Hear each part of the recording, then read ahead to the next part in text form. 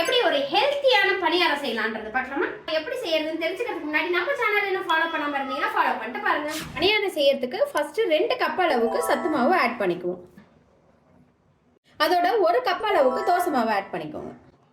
உங்க இனிப்புக்கு தகுந்த மாதிரி நாட்டு சக்கரை இல்லைன்னா கருப்பட்டி வந்து ஆட் பண்ணிக்கோங்க. இப்போ இதெல்லாம் சேர்த்து கொஞ்சமா மிக்ஸ் பண்ணுங்க. கொஞ்சம் கொஞ்சமா தண்ணி ஆட் பண்ணி மிக்ஸ் பண்ணிக்கோங்க. எப்பவுமே பணியாரம் ஊற்றுற அதே கன்சிஸ்டன்சிக்கு இந்த மாவையும் வந்து கலக்கிக்கோங்க.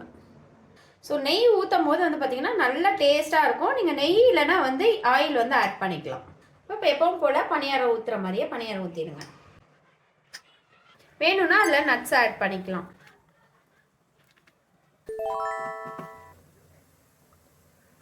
டேஸ்டியான பணியாரம் ரெடி ஆயிடுச்சு. எப்படி இருக்குன்னு டேஸ்ட் பண்ணி பார்க்கலாம். இந்த ஈஸியான ரெசிபியை நீங்களும் ட்ரை பண்ணி பார்த்துட்டு உங்க